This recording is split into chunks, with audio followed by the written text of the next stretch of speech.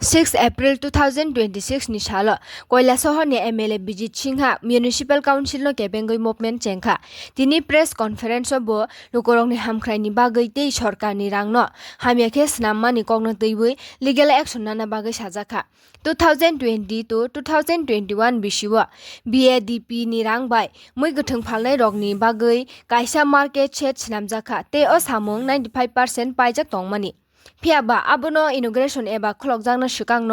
swkagoi hamya khlaijakha MLA warning rikha council ni borok rok police ni thani case file khayake o khokjakmani kokna teiwi bosak bai thang dorbanogo public interest litigation PIL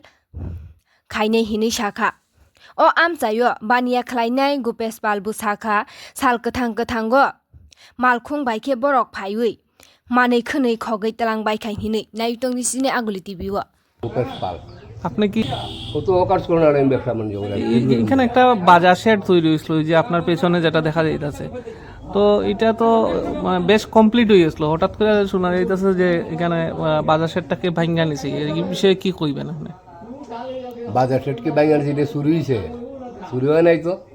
দিনের বেলা তারা 5-7টা গাড়ি লইয়া মাল নিছে Shin-chan নি খাটরে আমি খবর লইলে হের পরিচয় পাবো জানিছে এটা তো চিন্তা আমরা কইরা কি তো ট্যাক্স আমরা চিন্তা কইরা লাভ কিতা আমরা তো চিন্তা না কিন্তু এইভাবে একটা জিনিস যদি জায়গা কয় কেউ জানে না এটা তদন্ত হওয়া দরকার যে কৈলাসহর পৌরসভার অধীনে প্রকাশ কর্নারের কাছে প্রায় 50 লক্ষ টাকা খরচ করে 2022 সালে ফাইন্যান্সিয়াল ইয়ারে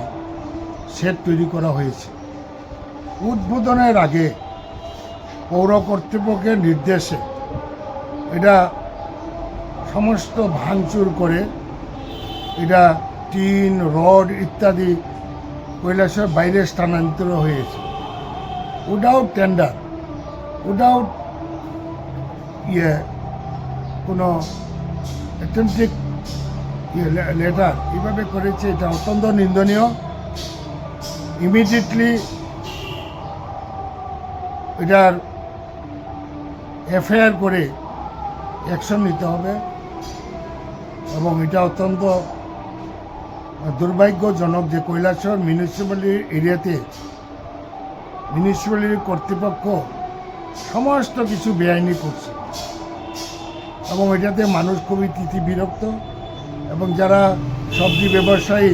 তারা খুব খুশি হয়েছিল যে 3টা বড় শেড হয়েছে প্রায় 50 লক্ষ টাকা খরচ করে উদ্বোধনের আগেই এটা সব ভাঙচুর করে কৈলাসহরের বাইরে স্থানান্তরিত হয়েছে সমস্ত টিন রড ইত্যাদি ধরনের ট্যাক্স জনগণের টাকায় খরচা করে তৈরি হয়েছিল এটাও উইদাউট টেন্ডারে করা হয়েছিল এটাও বেআইনিভাবে এবং এখনও যা করেছে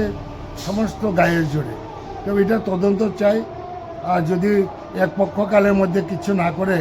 তাহলে এখানে জনসাধারণ তরফ থেকে আদালতে জনস্বার্থ মামলা করা হবে